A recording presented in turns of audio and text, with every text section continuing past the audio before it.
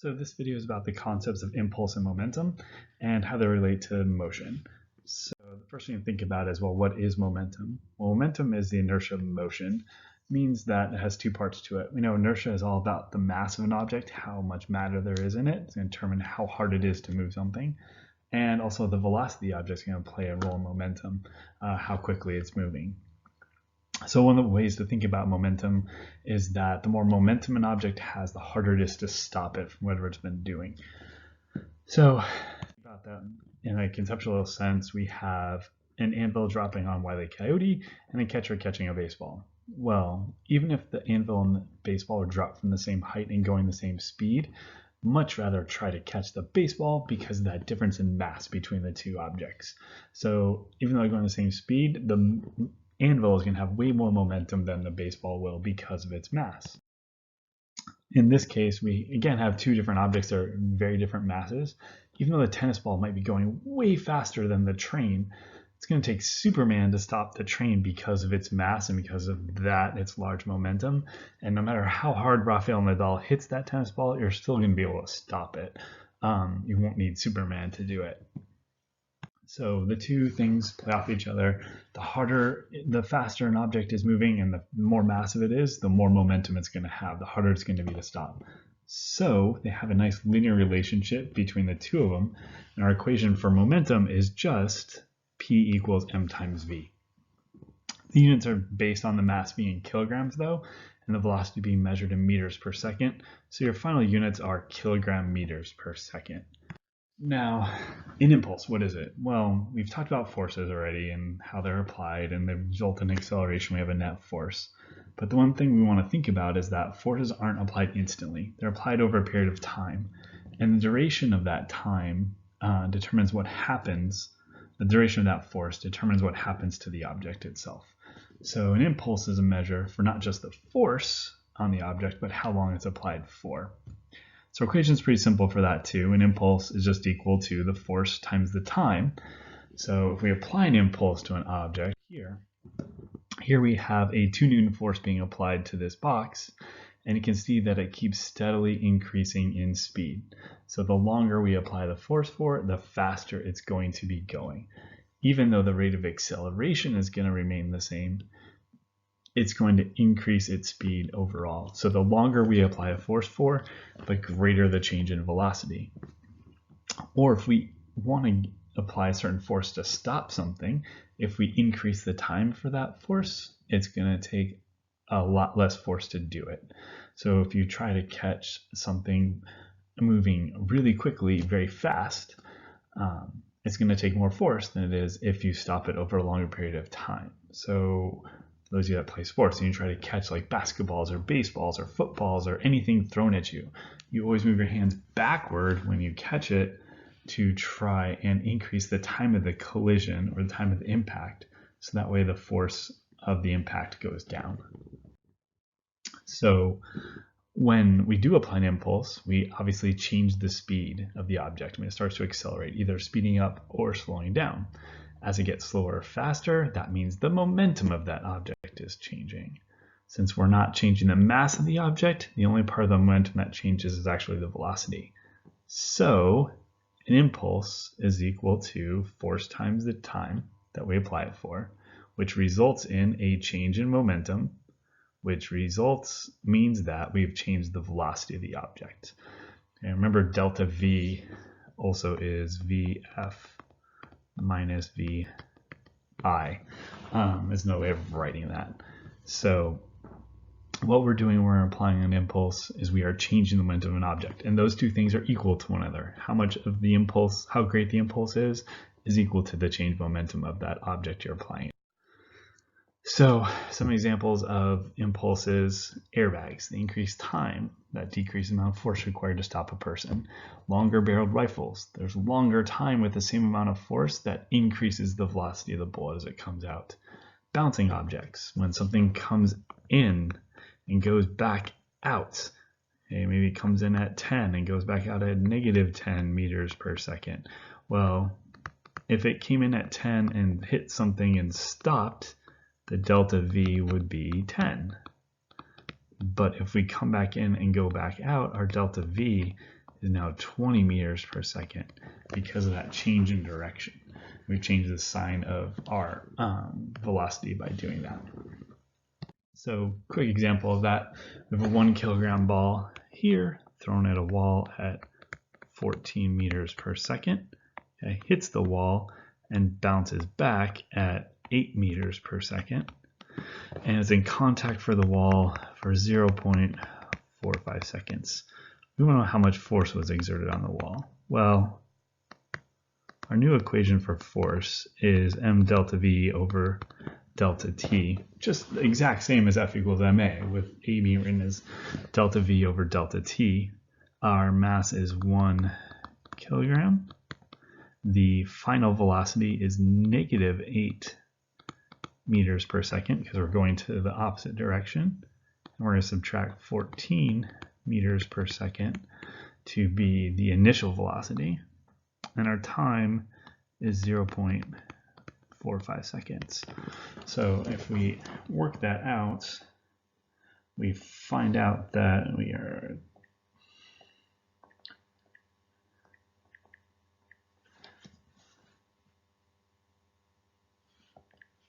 if we work all of that out, we find out that it took 49 newtons worth of force to accelerate that ball in towards the left.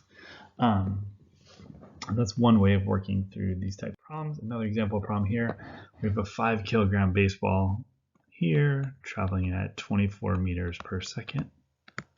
This way, it gets caught over a distance of 6.3 centimeters.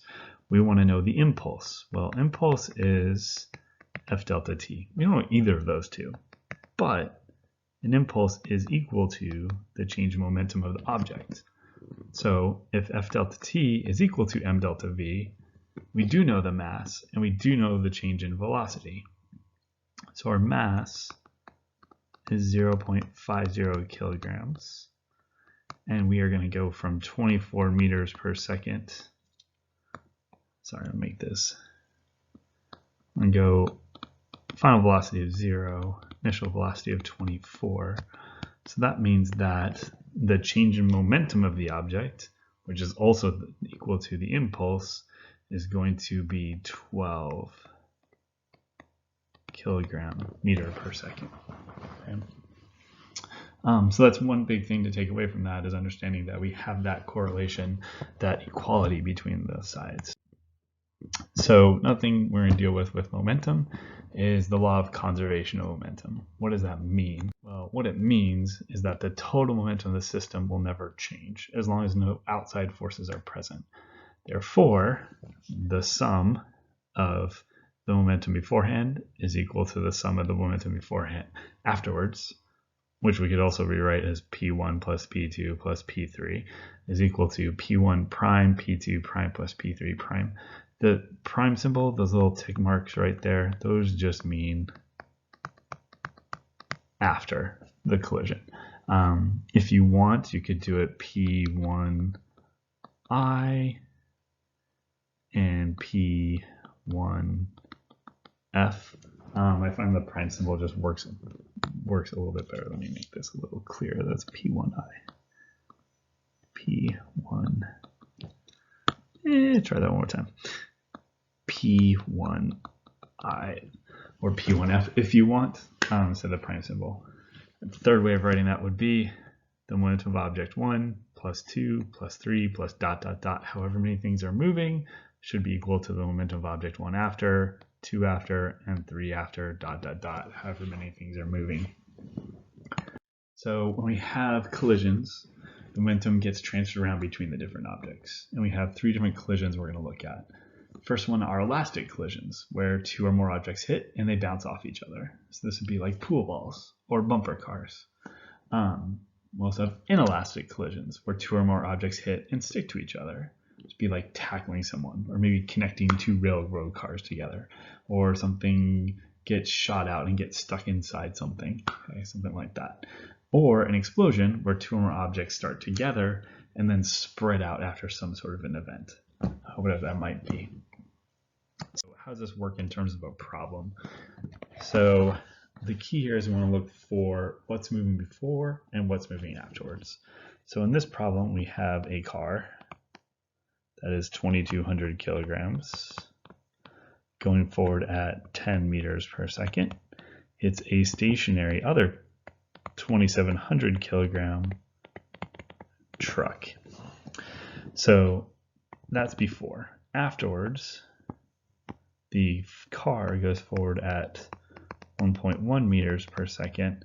We want to know how fast is the truck going. So we look at what has momentum before, what has momentum afterwards. Beforehand, we have just the car in motion. So we have m1v1. We could put m2v2 for the truck, but since it's not moving, it doesn't contribute to the total momentum of the system. That number will just be 0. So I'm just going to not write it.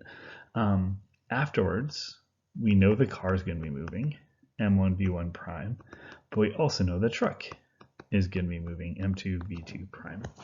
And then we just basically substitute in the values that we've got that we're looking for. So we have 2,200 kilograms times 10 meters per second equals 2,200 kilograms times 1.1 meters per second plus 2,700 kilograms times v2 prime. And from there, we just solve for the missing thing. Okay, so we have 22,000.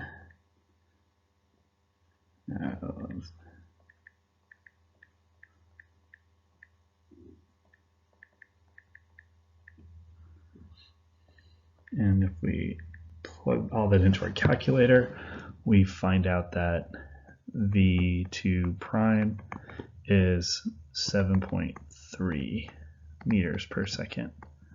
That this is going to be moving off to the right, 7.3. Okay. So that is an example of an elastic collision. Now we move on to an inelastic collision.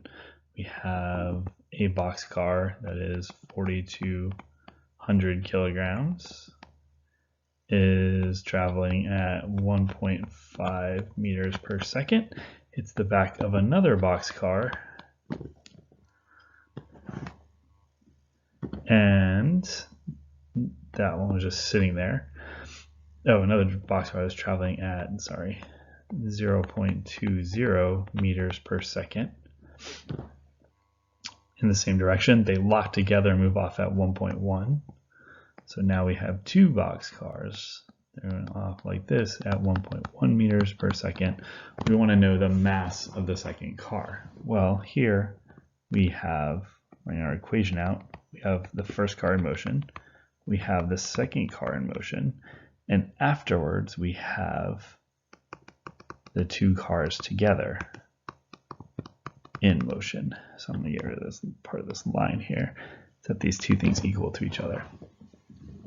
So we have 4,200 times 1.5 plus m2 times 0.20 equals 4,200 plus m2 times 1.1 meters per second.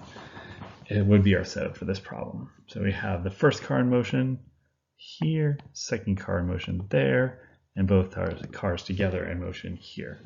And now it just becomes a matter of solving for our unknown. So 4,200 times 1.5 is 6,300 plus 0.2 m2 equals 4,200 times 1.1, 4,620 plus 1.1 m2. So we subtract this over here. So we have 6,300 minus 4,620 is 1,680 divided by 0.9 means that the second car has a mass m2 is 1,8 0.70 kilograms. We solved that out. So again, this just becomes kind of a math problem at this point. Algebra problem, manipulate everything around. But what we'll see is that the velocity should end up closer to the heavier car, which it did in this case. 1.1 is much closer to 1.5 than it is to 0.2. So that would make sense based on how fast the car is moving together. Example 3, we have a 2.5 kilogram rifle fires a 0.50 kilogram bullet at 240 meters per second with the recoil velocity of the gun. So we're going to draw a gun, and there's a little bullet sitting inside it. The bullet goes off at 240 meters per second after you fire it. Well, what's moving beforehand? Well, in fact, nothing's moving. The bullet is sitting in the gun. There's nothing moving. So after you fire the gun's going to want to go backwards. So we have the momentum of the bullet plus we have the momentum of the gun, and those two together should add up to 0. So 0 equals 2.5 kilograms times V1, we'll call object 1 the gun, and then we have 0.050 kilograms times 240 meters per second for the bullet. So if we work that out, we have 240 times 0.05 is 12. So we have negative 12 equal to 2.5 times V1, and V1 would be 4.8. but negative 4.8 meters per second. The negative is key because we need to make sure we indicate that the gun is going backwards. So hopefully these sample problems help in this video, kind of helps you if you're confused by anything, and we will go over kind of how to do some more of this stuff next week.